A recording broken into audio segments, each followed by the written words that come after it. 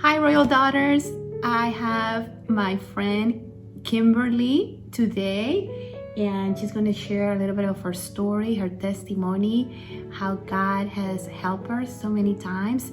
And I am so excited to hear about she's going to share today with us. Okay, so hi, Kimberly. How are you today? Hi. Share with us about your life and how you grew up, how you met Jesus, and where you're from also. Okay? Okay, well, let's start at the beginning. I was born in Korea in 1969, and I was born and adopted at age 2 and brought to California from my parents who had previously adopted 5 children. Wow. 4. I was number 5. So they had one of their own. So this is in the 60s. My parents just had the big heart. And so now we have 6 children, all different nationalities, growing up in Southern California. And so there's so many stories and then sub-stories of our lives, but I think I'll go with just the thought of how God gripped me. And he didn't grip me immediately. He always wants to connect, but I wasn't raised in a home that spoke about God. We were all very busy, 6 kids, sometimes 2 foster children. And I surrounded by people, yet I was lonely. It's interesting. We didn't connect, we didn't talk, and I just had this hole in my heart. I wanted something more. And although I had an identity with his family and I was adopted from age 2, I wanted to connect more. We're hardworking, but we didn't talk a lot. And I remember just being really pushed down. In the city we were in was very racist. It was unfortunately very cruel. Kids are cruel anyhow sometimes. And then you're different. I was in a school. There was probably 2 Asians in the entire town. I was one of them. And then my brother, who was African American, he was rejected multiple times and terribly struggling. And so all to say is that I wasn't connecting with my family, not because they weren't loving, they were good. We just weren't fuzzy, warm, talkative. And then I felt lonely, and then I wasn't connecting at school, and to where I felt, for some reason, the need to end my life. And I actually remember seeing on TV someone had tried to end their life, and they had she cut her wrists on the TV, and she cut them across like this. And I decided to do that. I decided to just end my life. I was so emotional and sad. So how old were you? I was probably junior high, early 6th grade, 7th grade. Okay. And I'm in the bathroom cutting my wrists, and there's blood, and I'm going exactly like what I saw on TV, which you can see the scars. It's going across. Well, the correct way, the TV didn't show the correct way, which is to go up and down. So that's okay. Otherwise, I would have done the right way, and I would have cut all my veins open. Wow. So you run into the bones right here, and the fiber, and there's cartilage right here. And so my sister knocked on the door, and immediately I thought, oh, I've got to clean up this mess. The counter looks terrible. Yeah. And so it was the paradigm shift I needed right then. Yeah. No longer I was in this part of ending my life. I was just in this shift, clean it up so nobody sees the mess you made. And then I moved on. I didn't tell anybody. Yeah. And I just remember being at school the next day, and there was this girl, I really looked up to her. She was a cheerleader. She was popular, and she was not like everybody else. She wasn't Caucasian, but she was confident. And that's why I looked up to her, because she didn't feel beaten down like I did. Yeah, she looked confident. Like, she was, and she wasn't like everybody else. Yeah. It wasn't because she was the big in crowd. Yeah. She was just solid in herself. I don't know what it was. She glowed. And I looked at her, and I just, I had shared something. I don't think I shared anything about the suicide attempt, but how my life at that time was dramatically sad to me, very real. Yeah. And she looked at me, she said, you just need Jesus. You need God. I said, oh, who's that? Wow. And she said, I don't remember the conversation word. I just remember that part. She said, you need God. I said, okay. And I went home. My memory is I sat in my bed and I said, here's this girl, her name's Angie, and she says, I need God. Well, then I must need God. God, are you there? Are you real? And I remember not asking, prove it to me. I actually don't remember all the words, but I just poured my heart out. Wow. Said, I think I need you. That's what she says. I believe That's it. amazing. But I didn't understand salvation. Yes. I didn't understand sin. Yeah. I didn't understand the Trinity. Yeah. I just was told I needed God, and that was That's it. what I and needed. it connected to your spirit, It to your did. heart, something happened real. because I woke up the next day a different person, excited about life instead of not excited. Wow. It's so emotionally different. Something transpired. I couldn't even explain it to you. Where then my reaction, because I was very emotional, was to tell the world.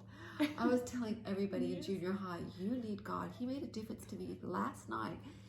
Well, what does that do when you're already unpopular and insecure?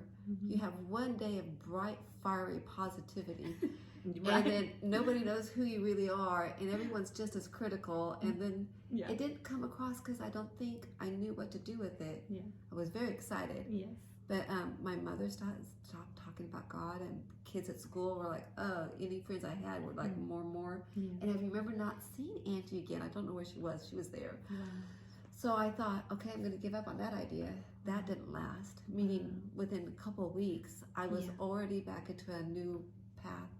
So now in junior high, I'm now no longer depressed, no longer that short fire of excitement for God, because it didn't have any roots, didn't have any truth behind it, Right. that was rooted in scripture or meaning, or I still didn't have my identity. It was shut down somehow from Yes. Yeah. Yes, and so I guess that's, when looking back, that's where I didn't understand spiritual warfare. So what God was bringing, seeds that were scattered, that were taking root, they were snuffed out. Yeah. And I didn't know how to defend it or to seek God more, because it just was the beginning of understanding, of needing that identity, needing that source of life that was missing. Yeah. So fast forward, in the next several years, from junior high through 19 years of age, I find myself married, pregnant first, then married, and in Germany. And I'm giving birth to my first daughter abroad, and there is extreme loneliness. Again, such loneliness. My husband was cheating on me. I haven't even given birth to my daughter yet, and we're on not on the base, so I don't have English-speaking people around me. I have German-speaking families around me, and I remember just depression, sadness, and depression. This was not what I expected marriage to be. Yeah. We were married maybe 4 or 5 months. It actually was a year now. And someone I had made a contact with called me and said, I mean, nobody called me. I had no friends. It was like, you're isolated, you're in Germany, and it costs money to call people. Wow. It costs money to use the water, to use the TV. Everything was different over there. So we were on a tight little military budget. And when someone called me, and it was, again, another lady I looked up to. She was a military officer's wife. I had babysat her son just a couple of times when I saw her ad up at the base, when I would go to the military base. And she called me out of the blue and said, Kimberly, would you like to go to church with me? I'll come pick you up, because I didn't have a car or a license in Germany. And my husband was never home. He was out sowing his oats somewhere. And I said, absolutely. And I remember that conversation way back in junior high where you needed God. Yes. And I thought, I'm good with God. I was never mad at God. I'm good with God. Right. And she said, okay, I'll come pick you up and take you to church. Wow. And so, age 18 is my first year of college. I got in a car accident where my body was thrown from a van because I didn't have my seatbelt on. Wow. So we were doing stupid things. College kids were doing stupid things. We were going to go to the beach to see the sunrise. We live on that west coast. The sun does not rise on the west coast. This is how stupid we were. So we were so tired. We had done 48 hours of studying, and we were going to reward ourselves, go to the beach and be stupid and fun. Well, we were legitimately stupid. We get to the beach 2 hours later and they're like, oh, the sun doesn't rise on the west coast. How dumb can we be? We turned around. This was after we had studied all night. Yeah. It's in the middle of the night, and the gentleman driving the car, was a van, fell asleep at the wheel, and the van hit a mountain. And I went up through the sunroof. I didn't have my seatbelt on, and my body was ejected from the van and was on the ground, and there were multiple internal injuries. Yeah. And then my leg was fractured in multiple places, and my arm was fractured. I had a head concussion, and it was 1988, January, so we don't have cell phones. Yeah. And my friend and this gentleman that was driving the car, I didn't even know him very well. Well, what are they going to do? Yeah. We're in the middle of a road coming back from the beach. We're in just nowhere. Yeah. There's no payphone. There's not even a back road. There's nobody there. And a man decided to go to work taking the back roads that day. So about 4:30 in the morning, he's in the back roads. Wow. He drives by and goes, "Oh, I will go to the nearest payphone." And he calls for the ambulance. And so my girlfriend knew my parents. We had grown up together, and she rode with me in the ambulance. And they told the attendant, my name and how to get in contact with my parents, which was 4.5 hours away. Yes. So they told my parents, by the time you come down and drive, we don't think she's going to make it. We're losing her. And that's because they hadn't learned of the internal injuries yet. Right. So they got permission to do whatever necessary. And so my parents make this trek for 4.5 hours thinking, will she be alive or not? Because there's no cell phones. Yeah. And then at the same time, they learned in the trauma unit that I had an exploded spleen, which often happens in car accidents. And that was causing the internal bleeding, and they stopped it. And so then they did surgery on my leg. And needless to say, that was when I was 18. I was now in a wheelchair for 6 months, no longer in college, sitting at my parents' house. There is no email, there is no Facebook, there is no cell phones. I'm sitting day in, day out with my parents in a wheelchair, going to physical therapy, learning how to walk again, learning how to remember, because I had a brain injury on the left-hand side in the front, which removes short-term memory loss. So you would come in the room and I would say, "Hey, I'm so glad you're here." Again. I would remember your name and remember your life. I'd turn over here, talk to somebody else, and go, "Oh, I didn't know you came. I'm so glad you're here." Yeah. So I work on my short-term memory. If I meet you, I might not remember your name. It reminds me, there is a movie about that. It's called, I think, 50 First Dates. Oh, that's right. That she will always, say, "Oh, hi." That's right. Yeah. That's right. So, wow. Because of that, I learned how to walk again, all of that things. I remember my dad sat and looked at me and said, "Well, that's the second time you almost died." Like, "I'm so sorry. When was the first?" I'm like, I don't remember the first time. Wow. And he said, "You were found in a trash can, Kimberly." Wow. When you were in Korea, it was post-war, 69. People didn't keep girls. Some people kept girls, not all of them. But it was just a very traumatic time for the country. It was very poor. And it was known, especially if you happen to be a product of prostitution, and we don't know my history. Yes. All they know is that they found my body in the trash can. Someone found me and took me to the hospital. And so they nursed me back to health because I was way underweight. My lungs were compressed. Yes. And so my lungs healed. And then I was taken to an orphanage. And so then they snapped a picture and they put in this little magazine. And there was a Christian group called Holt International, and they're based in Oregon. And they dealt with international adoptions. And at that time, it was only Korea. Wow. And so I sincerely believe somebody was praying for me. And of course, as an infant, you don't even acknowledge God. Yes. And so I just think of how God's hand is on all of us. Yes. It doesn't have to be this fantastic story. He's invested in every creation, so much so he died for them. But I didn't understand that, so my dad's looking at me going, "Maybe you might not take care of your life. Like, wear your seatbelt. Like, be thoughtful. Don't do stupid things like go to the beach in the middle of the night." So at that moment, that's the story of your life, how they found you. That was the time that you knew for the first time. That was the first time, because my mom had always told me the lie. I was found in a basket. You were always wanted. You were chosen. Adopted kids will often hear that. You were chosen, which is sweet. Yes. And so, because now I'm sitting here going, okay, I'm in this wheelchair. I do have a second chance in life. Yes. Maybe there's something neat about God. And I thought a lot about that junior high incident. You need God. Yes. I thought, okay, I must need you again. Right. That's the second time I thought, God been reintroduced into my thought process. I'll go back to the Germany story, and my girlfriend, my husband's not even home. We're married less than a year. I'm just bad with all the numbers, but So in 1991, she calls me, says, would you like to go to church? I'm like, yeah, I'm good with God. Had no idea. Yes. And here's the sermon. Pastor Howard Wilson was in Germany, retired military, had started a church there in Simbach, Germany. Okay. And the message that day, when I go to church for the first time in my life, for those of you who think they know Jesus as Lord and Savior, and you don't know God at all. And he explained it. Yeah. It was what I needed. You think you know God, but you don't. And here's who God is according to the Bible. Yeah. Here's why you need him. Yes. This is your identity. This is your purpose. This is what life is really about. And he loves you. I'm like, wow. Wow. It's more than just, I need God. Yes. He's my life. So he spoke directly to your heart. You felt crazy. It was for you. I felt like that sermon was for me. I went home and I bawled. Yes. And I cried and I said, okay, Lord, I really need you. I need you. I've made a mess of my life. Wow. I had no idea. I was treasured, created by you, saved by you. Wow, I want to. Yes. Now I really want you. Yes. I want the relationship he was talking about. Mm-hmm. And I remember getting on my knees and nobody knew. My daughter, of course, was oblivious. She's a year and a half.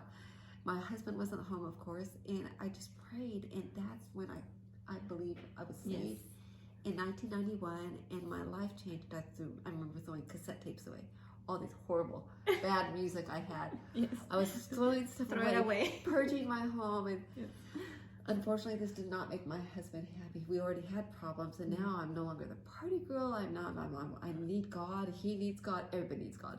Yes. So that junior high girl that was telling everybody about God came back. He came back. Yes. But this time it was anchored in truth and substance of a Savior, a Creator, a Sustainer, a victory God.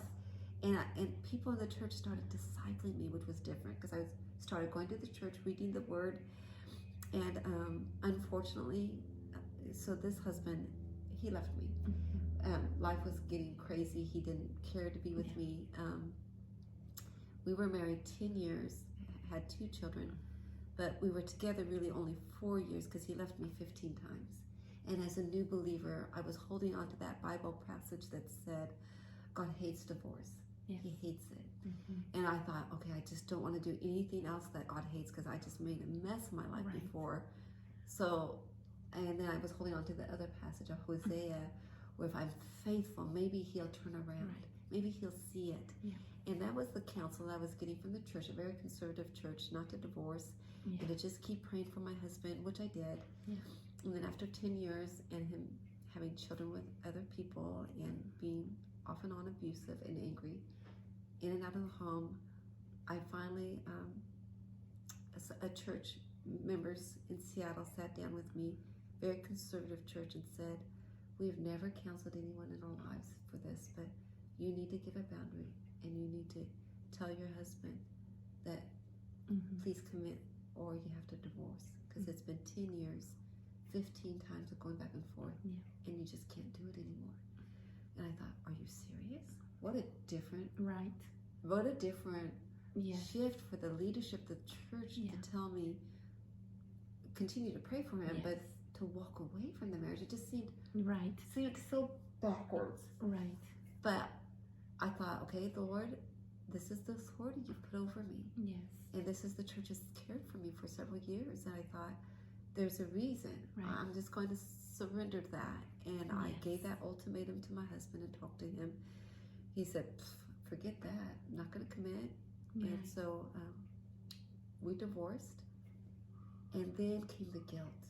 The enemy came right behind that with the guilt of this. You shouldn't have done that. Maybe you would have been the one that saved him. Maybe this, maybe that.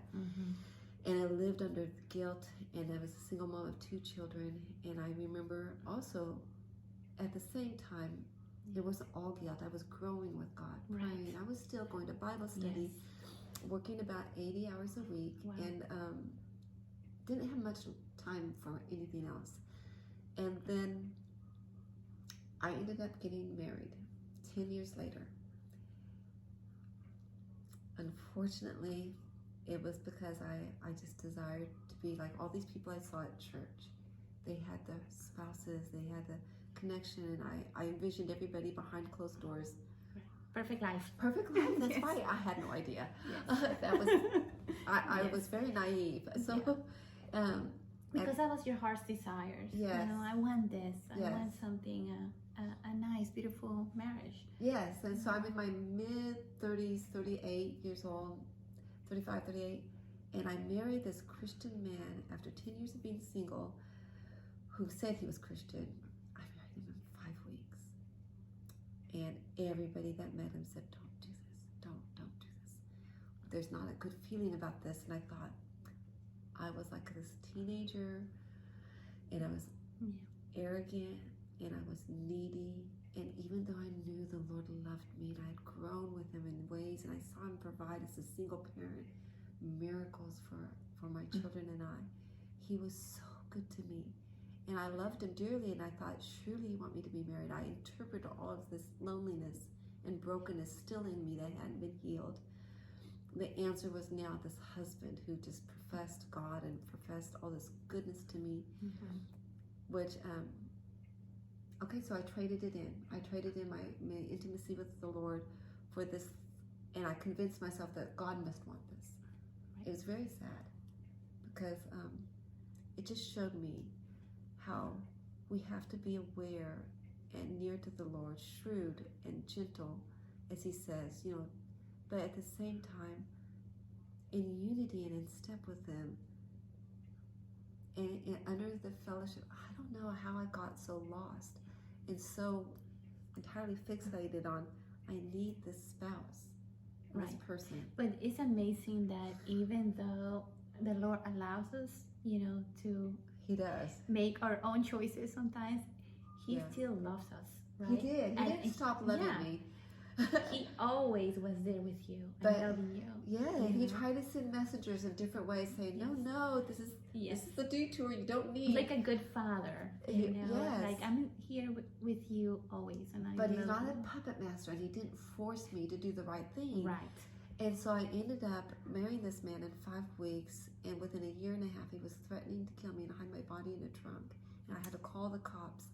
And all the world that I thought I married into, that was supposed to be this amazing Christian thing that I conjured up in my brain and went down my own path, asking God to bless that path, it fell apart in a huge way. Because then my son, who was 16, was like, why would God do this to you? You have been such a good Christian.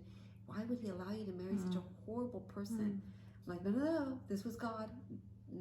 He was warning me. Right. This was not God's choice. I chose that. Wow. And then he was angry at me. Right. And then my son pacified his anger and his hurt at 16 with drugs. And by the time he was 17, not only had the second marriage fell apart in 2.5 years or so, it was finally the divorce. It took some getting through. Yeah. So he was now in meth. He was now in oxycodone. He was now on cocaine. He was now had guns in the home, and I had to call the cops on him and kick him out.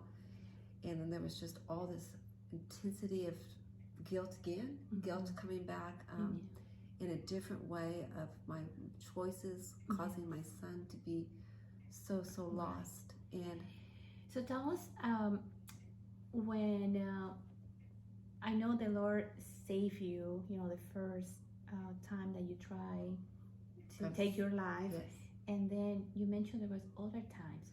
So take us to that time. And that's we're getting right to it. What a good. Thank you for getting me back on.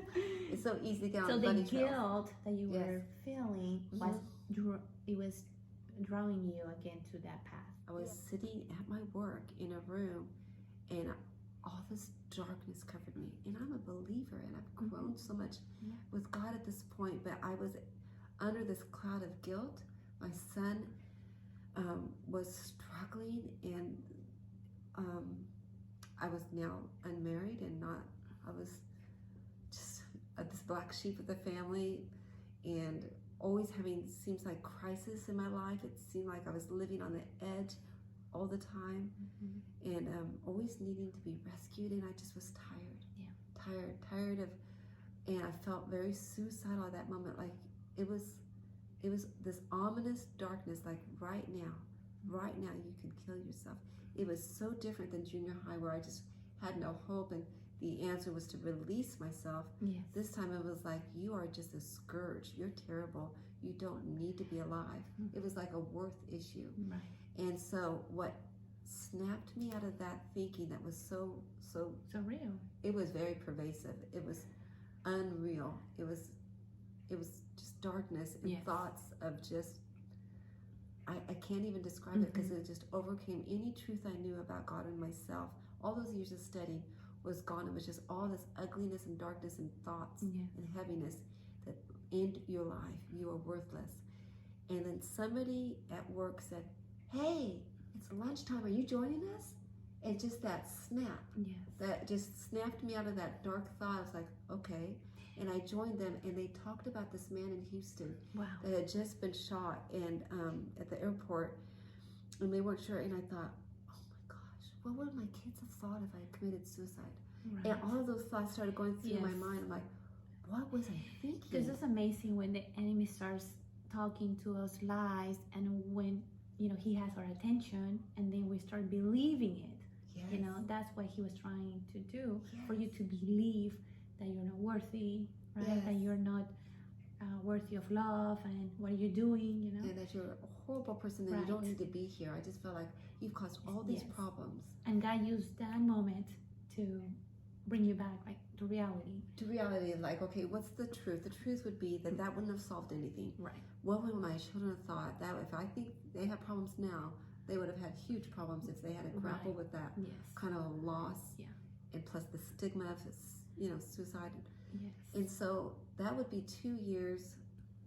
So the next 2 years, that was probably 2014, 15. I'm so sorry, I don't remember the It's dates okay. well.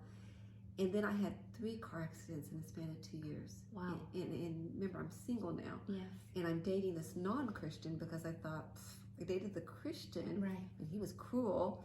So this guy's really nice, and I knew I wasn't supposed to be there. It's this needy codependency in me that was just dating. I'm all, maybe he'll come to Christ.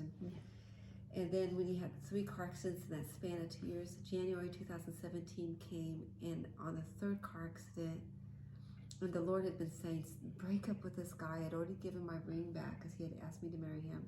And 6 months prior, I said, I can't do that. I need to just give that back. But for some reason, I couldn't break it off. And couldn't obey.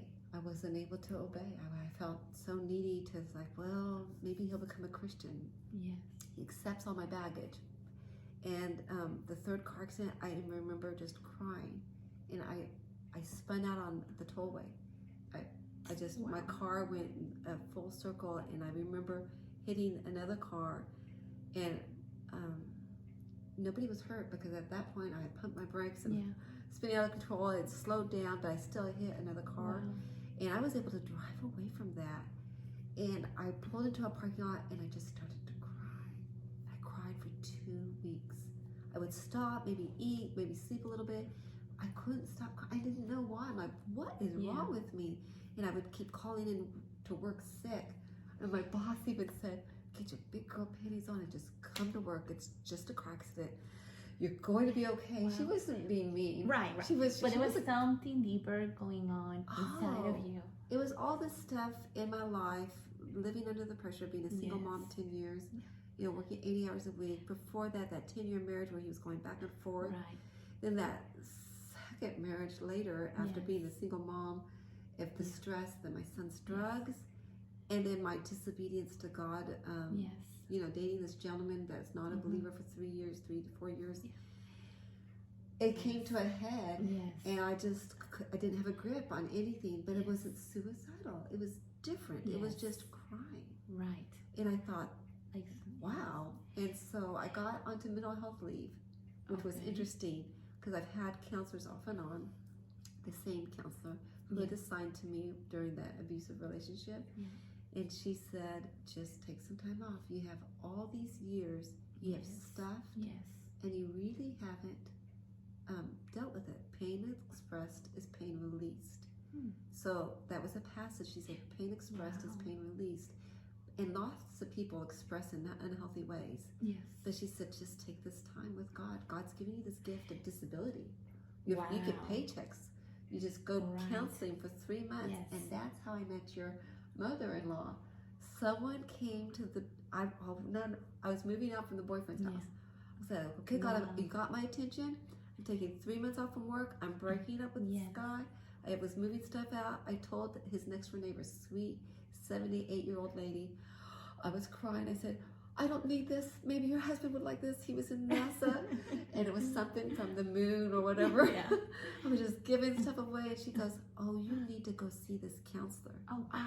I hardly knew this That lady. was a neighbor? That was the neighbor to my ex-fiance. Oh, wow. And so God works in mysterious ways. Yes, and I just was wanting to purge, start my life over. Yes. And she was gracious. She took my little moon piece, which her husband from NASA did not need. But she looked at me and said, you need to go see this lady. She's a wonderful spirit-led counselor. And I thought, that's nice. Very sweet of you. Yes. And I moved on. And it took me a couple times to get all my stuff out of the house. And it seemed to be, all of a sudden, there she was getting her mail again. And she says, have you called Maria yet? I'm like, no, I haven't. But I will. I was being polite, being thoughtful. And the third time she saw me, it was my last time. I wasn't going to be coming back anymore. I was done with that relationship. I had got everything out. And she looked at me. She goes, Kimberly, yes, I prepaid $300. Just go see her once. Wow. Like, what? I hardly know this woman. Yes. I did connect with her. I cried my eyes out with her for that one moment because I was so hurting. Right. And she said, she goes, I've been praying about you. You need to do this. That's amazing. I said, now I felt obligated. She had paid. Right. I said, okay. And I called Maria, and that's how I met your mother-in-law. And she was this counselor I've had off and on in my years that was like the specialist. You know how you go to a specialist, a surgeon, to take care of that part of cancer that the family practitioner can't do. Right. So she was like the spiritual counselor specialist that was able to help me unpack that you needed all the rejection from issues I didn't even think about, being abandoned and not being nurtured by my mother, from being in a huge family but not accepted in the community, or the family didn't know how to love. They weren't cool at all. They were good, but we didn't know how to connect, and we weren't built up. And then all of those pieces, the rejection of my husband 15 times leaving me, and then the car accident, almost dying. And then there was another time I almost died of the undertow, and the ocean pulled me down, and someone came into the ocean, pulled me out of the ocean. And that was when I was 18, right before the car accident, actually. Amazing. So Maria pieced this all together. She goes, look at your life. The enemy wants to take the breath out of your life. I thought, wow. She goes, every time it's either suicide, or you can't breathe in the ocean, or you couldn't breathe in that trash can because your lungs were damaged. Or she said, it was just, she didn't even know me very well, and she would pray, and then she would grip my heart and just know what to pray. That's amazing. And I would pour out tears. She was what I needed. And you know what? Looking back at your life, all the story that you're telling us, how God plays special people. Every time that you needed help and rescue, He will send someone. That's amazing. And some of the people I pushed away, when they were trying to counsel me about this man, hey, we don't think he's good. I'm like, He sent His angels to cover you and to help you. It's just so amazing to see that. And when you accept it, and when you see it, and you surrender. One of the things I remember so much is that when your heart's unhealthy, the only key that can unlock an unhealthy heart is an unhealthy key. So patterns I was making, choosing gentlemen and dating, even though I did have the Lord. And so for me, this area I had not healed in, which was the romantic relationship ideas, all the ways I viewed myself wrong, and all the baggage from the previous relationships, and then having to deal with 2 previous rapes as well. All these things, I just viewed myself unhealthy, which drew unhealthy men. And then once I viewed myself as a child of God, a princess, treasure, a royal daughter. because that was slow to come for me to understand that part about me. instead of just saying, okay, I was saved, I was really special. Yes. That all of us are. Yes. But I had Yeah. no self. I didn't like myself, so I couldn't see it that way. And she helped me see myself as God saw me, cloaked with righteousness, a treasured person who would just sit and have coffee with me all day and listen to me, loved to be with me, died for me, a friend, a father, everything. Yes, and you started to experience that new season with the Lord, and also starting to love yourself. Yes, to forgive myself, to love myself, to grow with God in this new dimension. Treasured instead of desperate to be close to Him so I didn't get myself in trouble. Right. You know? Yes. It was like, I want to be the best student. Well, now I just wanted to be a daughter. Yes. It was such a different paradigm shift. Yes. And then the Lord, to finish your story, the Lord brought you a good man. Oh, yes. Into your life. Totally was not expecting that. I was growing and healing. So all in that same year, 2017, January, when I had the mental breakdown, met Maria in March. And then in April, May, I met Greg. And then June, he asked me to marry him. It was very quick again. I mean, my friends are like, oh my gosh, Kimberly, don't do this again. And I thought, you're right, I can't trust myself. This guy seems really, really amazing. But I told him, I said, I just can't trust myself. So I need you, if you really want to get married. I told him all of my past, all of the pain, from the abortions to the suicide to all of the wrong, all the heaviness, all the guilt. And I said, and I'm in the process of healing. Yes. God is doing amazing things, healing. If you want to be attached to that, then, you know, just the vulnerability to feel safe to tell him all of that was huge. Yes. But, and he shared a lot with his past. It's like the Lord took the broken pieces for his past. And we were able to come together. And I said, would you go see my counselor? Because I believe she'll know. And so I remember he ended up being humble and saying, I will. And he saw Maria. He saw my other counselor. He even went to a third counselor that didn't know either of us, just to make sure someone might ask a question that we didn't all think of. And the humility for this man, for me to watch a man who was going to be the leader if I did marry him, be able to humble himself and go to this counselor over and over and experience healing. She was just, again, that surgical specialist spiritually for him. And then she said, I've just had a dream about you two, your marriage. Wow. I thought, okay. I was able to put away my fear. And to trust God. Trust her word from God. And trust God, because He continued to confirm it in so many ways. Yeah, that's what I love about God. Uses, you know, people, uses counselors, uses, you know, anyone. And the word, He used the word. And the word, you know, it's so important that, and it's just amazing to see your story. I mean, because I see it through the eyes of faith and Jesus. It's just amazing to see you here now, happy, blessed, you know, in a beautiful atmosphere. And that's, I mean, God is so good. He is good, and He's a good Father. And there's still problems, don't worry.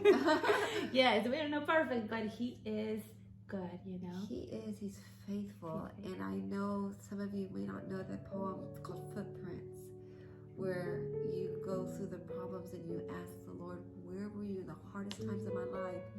And instead of seeing two footprints of God walking with you, you see one pair of footprints from the hardest parts of your life. And that's where God said, I was carrying you. And I thought, because I had a wrestle, where were you? Where were you when I was raped? Where were you when I was trying to commit suicide? And all along He was there. I didn't have the vision to see it. I didn't have the understanding. And it's just beautiful to surrender, to see the truth. And He does come to people. And as a study and to sit through His Word, His Spirit pours through you. It's a whole new world. And I love the passage in Isaiah. This is the one Maria told us in our marriage and in our lives for all of us. When you come from such brokenness, when God says, behold, I'm doing something new out of the wilderness. It's a promise. It is a promise. It doesn't waste our sorrows. I know. I love that scripture. Well, thank you so much, Kimberly. Thank you for sharing your story with all of us royal daughters. And so we'll see you again next week with another story. God bless you now. Bye-bye. Bye-bye.